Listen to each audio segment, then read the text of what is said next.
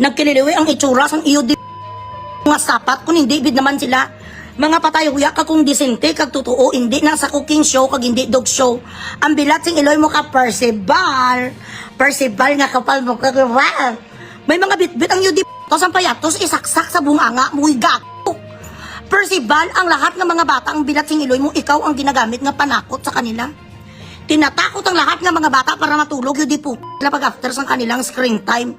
Ang muka mo ang ginapanakot sa mga nanay, ang yudi ka. Anong ginabitbit-bitbit mo gato? Sampiatos ang bilat sing iloy ka. Abi, ano ka ga-advertise sa sampiatos ang bilat sing iloy mo? Yan ba ang tinatawag natin? Nga hindi dugso na gamuamo ning gaman nga dilima, ikaw tinampa ang bilat sing iloy mo. Bit-bit-bit-bit man ang alpot nga sa dilima, tapos kaput-kaput mo sa ganito-ganito, masapiatos, kay pinungkoy sa piatos. These are the people that wants to impeach our vice president, does not even know how to practice decency. Tsura sa mga bilat sing iloy, Percival, tinatawag ka na ngayon ang ka sa horror house. Galit na ang horror house sa iyo ang puta kasi hindi ka ga-report for duty. Marami na sa mga bata ngayon hindi natutulog tuwing alauna na madali ng alauna ng hapon.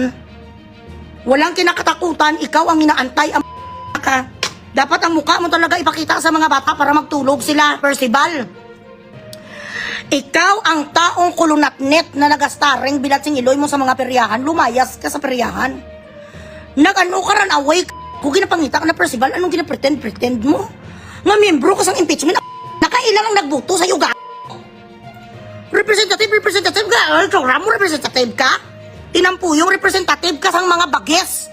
Ikaw ang representative sa mga malignong bangos kag salmoniti. Representative sa ano? Representative sa parte, bilat sing iloy, isa lang yung parte nga meron ka, Halloween parte ka lang. Ambisyoso ng bilat sing iloy, kung hindi ka pa gani, libat, gaamo ka pa daw na stroke, ya ba? Ang ngipin mo sa taas, gaamo 6, tapos sa baba, ang ngipin mo 3. Anong pinagmamalaki mong yung party? Partyless, anong party-less mo, Percival? Hoy, Percival, isa lang ang party mo, Percival. Halloween party.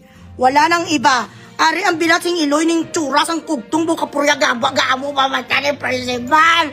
Ako ayaw ko talaga manlait, guys. Kasi ayaw ko talaga nga ma-minus 1,000 na naman ko sa heaven.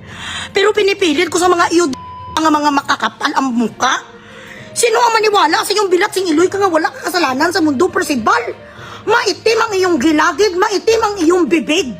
Bilat sing iloy ka tapos kirat mata ka pag-aamo ba ka? Sino maniwala sa iyong bilat sing iloy between you and Sarah? Maniwala kami sa iyong ang gilagid mo, ha?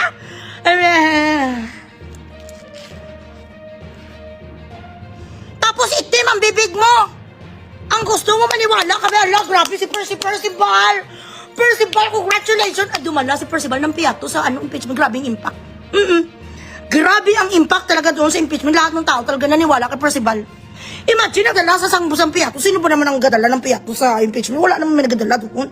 Pero, si Percival, ang lakas sa loob ni Percival, yun talaga ang pinaka-ebidensya talaga sa impeachment. Yung piyato sa dinala ni Percival, maitim ang gilagay kag maitim ang bibig. Yun talaga ang napasalo kay VP. Oo, ang padalayan ng piyato. Tapos sa papicture pa, ang bilat sing iloy. Gaganar, ang bilat sing iloy ka nga, sapat ka. So, ang pagdala mo sa piyato, ano? Nanalo kayo? Pinaka-ebidensya ang piyato sa kung ano ka ba? Kung sa baba mong gato ka? Ganon ka bang wala naman ang utak mo, Percival? Ang bilat sila, grabe talaga sa Percival, day. Alam niyo, nung dinala niya talaga yung piyato sa papicture sa sang si Dilima, nanalo ka agad ng kaso, day. Talo ka agad si BP, imagine. Imagine nyo lang, ha, na ang pinaka-the best talaga nga ebidensya sa impeachment, ang piyatos talagang dinala nila. Ayan, oh. Ito sila, oh, ang mga bilat sing iloy ng mga sapat. Sandali lang. Ariyong ang mga go, ayan sila na. Si Dilima Chikinini, nagsuot-suot ka na naman sa bandana mo sa liig. Tapos sino ni sa gitna, hindi ko kilala. Ang mga iyo, ano ang ginstaren? Bilat sing iloy, ano ang impact yung ang piyata sa mga bilat sing iloy? Ito din ang nagpicture sa inyo, isa rin ka na adictos. Nga picture yung piyatos mga dapat hindi ito pinapansin ng nga si Dilima, uy, babalo. Dilima, babalo, ang gurang ko rinot, maladray ang p***ay. Amo na ni ba na Dilima ang sitwasyon mo, Dilima, nung bilat sing iloy ka, wala na may nagasup-sup sa iyong ting. Bastos ka pa, inamin mo pang UD ka nga ikaw ay isang kabit kag nagpai. Tot ka kayo. Jonelle, kanto ako, Jonelle. Amo na ng sitwasyon mo dilima, UD po. Kahit bilat sing Iloy, to hindi mag sa'yo. Pero kaya gagawa ka pa rin sa mga ganitong bagay. Anong klase ka, dilima nga abogada? Anong klase ka, bilat sing Iloy, kapapet, UD po, Trillanes? Ito ka mo ni Trillanes. Binibigyan ka ba ni Trillanes kahit papano sa mga isang oras para malukit-lukit ang iyong ingron? Ito ba ang gawain sang isa? Is this the a decent doing of an entity who wants to impeach the second highest position of the Philippines? Are this the people that we're supposed to take seriously?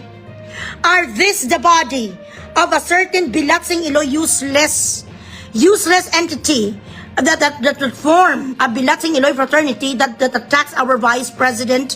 Do you think we're going to take you seriously? Pagkatapos ito, after you show your shenanigan in public, ayala, ako hindi ko naniniwala sa mga ganito, ng mga UD po, makikitid ang isip. Ma-impeach ka Bilatsing Iloy, tapos ang naga-impeach sa'yo, mo ng itsura Percival. Ang itsura sang di po, ukat-ukat, ayo. Ikaw dapat ang i-impeach Percival, bakit naging ganun ang pagmumukha mong Bilatsing Iloy, ka-wanted ka na sa Manila Zoo? Excuse me. Si Jokno si Jokno wala ka nagapataha subong Jokno no. Naman si Jokno, nagkapot-kapot ka man, napaayos mo na ba ang ngipin mo Jokno, chill, matalino ka sana, pero Bilatsing Iloy ka pala ka NPA din, napaayos mo na ang ngipin mo, napapapalaksis mo na katulad kayo ni Llamas.